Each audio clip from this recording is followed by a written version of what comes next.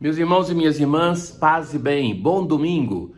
Voltamos hoje à leitura semi-contínua do Evangelho e da Carta aos Hebreus, depois do domingo passado, que foi interrompido por causa da solenidade da Assunção de Nossa Senhora. A cada domingo do tempo comum, nós escutamos um dos evangelhos sinóticos, ou seja, aqueles que são semelhantes entre si, Mateus, Marcos e Lucas. Este ano estamos escutando do Evangelho de Lucas e a primeira leitura é escolhido o tema do Evangelho no Antigo Testamento. Já a segunda leitura, nós estamos lendo também de modo semi-contínuo a Carta aos Hebreus. Hoje, na primeira leitura, nós escutamos um texto do livro do Eclesiástico. O livro do Eclesiástico é um longo livro que não traz uma longa história dentro, mas são uma coleção de provérbios e de breves histórias que transmitem a sabedoria. E hoje é a própria sabedoria que fala para o seu jovem discípulo e chama-o de um modo carinhoso, como uma mãe, filho. E agora então começa a formar sobre um tema fundamental na nossa relação, como ela mesma vai colocar, com os outros e com Deus, a humildade. Primeiramente, uma recomendação: realiza teus trabalhos com mansidão e serás amado. E vai dizer, mais do que um homem generoso. Então, a mansidão, a humildade nos coloca em uma relação com o outro que abre a porta do coração do irmão para uma relação verdadeira comigo, que produz o amor, produz a amizade. Mas depois vai continuar. Deverás praticar a humildade e assim encontrarás graça diante de Deus. A humildade é a virtude que vem de terra, de humus, então que é o fundamento das outras virtudes. Sem a humildade, o edifício das outras virtudes não pode ser edificado. Mas vai dizer assim: muitos são altaneiros e ilustres, mas é aos humildes que ele revela os seus mistérios. Sim, o próprio Jesus também vai rezar uma bela oração de louvor, louvando o Pai porque se revela aos pequeninos. Então veja, a humildade nos coloca em relação com o irmão, mas também nos coloca em relação com Deus. Aos humildes ele revela os seus mistérios, não aos arrogantes, não aos ilustres, não àqueles que se consideram inteligentes com a sabedoria deste mundo, mas são os humildes que conhecem. Ele é glorificado pelos humildes. Então, se por um lado, o humilde é aquele a quem Deus se revela, mas é aquele também que se coloca em uma relação de louvor, de gratidão, porque ele não se sente no direito de alguma coisa que Deus está devendo para ele. Não, e também isso em relação ao irmão. Então, tudo que vem é graça. Se eu me coloco em uma relação com o outro de que eu tenha direito a alguma coisa, vou sempre estar ferido porque alguém está me devendo alguma coisa. E quando recebo alguma coisa, eu vou achar que eu tenho direito a isso. Então aquele somente cumpriu o dever. E nós temos essa relação com as pessoas e até mesmo com Deus. Muitas vezes nós nos comportamos assim. Então o humilde é aquele que tem um senso de gratidão, que tudo é graça, que tudo que recebe vem por gratuidade daquele que está ofertando. O homem inteligente reflete sobre as palavras dos sábios e, com ouvido atento, deseja a sabedoria. Ter a capacidade de escutar o outro, de dar atenção e de ver que essa pessoa está colaborando para o meu crescimento, independentemente quase daquilo que está dizendo, às vezes até coisas errôneas, mas de algum modo pode me ajudar a crescer, oferece alguma coisa para que eu seja melhor.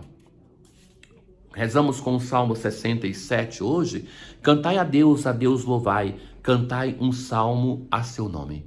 É a atitude do humilde da primeira leitura, que louva a Deus, que glorifica a Deus pelos benefícios recebidos. Mas Deus é apresentado como: dos órfãos ele é pai, das viúvas protetor. É o Senhor quem dá abrigo, dá um lar aos deserdados.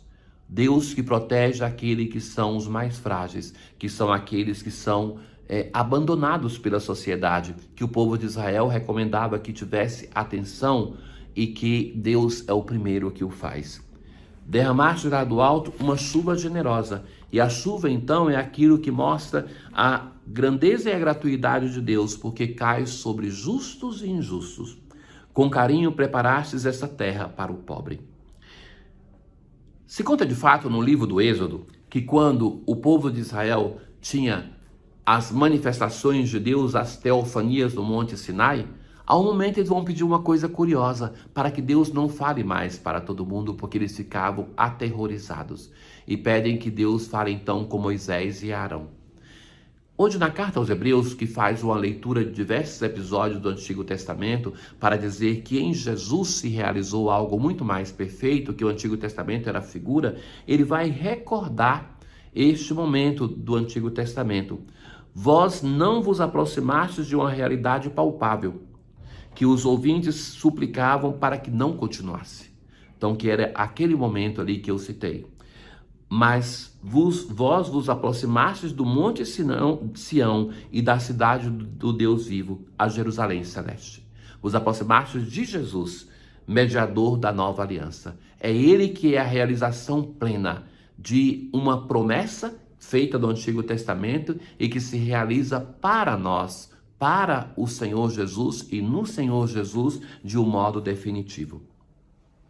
Na aclamação do Evangelho de hoje, tomai meu jugo sobre vós e aprendei de mim, que sou manso e humilde de coração. Encontramos hoje Jesus em uma página lucana bela, mais uma vez, em que toca um tema preferencial de Lucas, a atenção de Jesus sobre os mais pobres, sobre os mais frágeis. E então, Jesus vai aproveitar de um encontro na casa de um chefe dos fariseus em dia de sábado. Depois do momento de oração, de pregação na sinagoga, era comum que o chefe chamasse um convidado ilustre, um homenageado. E esse é Jesus neste dia. Ele está em um momento de tensão, porque ele fez uma cura em dia de sábado, e eles querem um pouco uma explicação, porque não aceitavam isso. E então Jesus é observado por eles, por causa dessa sua bondade, e Jesus, que é um observador, ele começa a ver como todos eles buscavam o primeiro lugar, ou seja, aquele perto de Jesus, o homenageado. E então Jesus observa isso e vai contar uma parábola. Quando tu fores convidado para uma festa de casamento, não ocupes o primeiro lugar, porque pode ter um convidado mais ilustre do que você e o dono da festa vem dizer, dá o lugar a ele. Então tu ficarás envergonhado e irás ocupar o último lugar.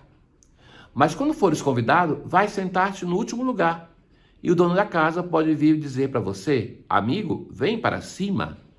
E isso vai ser uma honra para ti e para todos os convidados. Até aqui, o Evangelho está dando um conselho, Jesus, com esta parábola, está dizendo uma coisa que é, num primeiro olhar, somente uma norma de educação. Mas o Evangelho deve ser mais do que isso. Então agora, na segunda parte, Jesus toca o cerne da questão. E então, Jesus vai agora dizer a quem o convidou.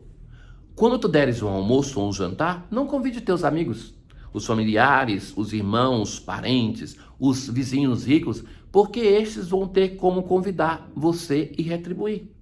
Mas convida quem? Convida os pobres, os aleijados, os coxos, os cegos.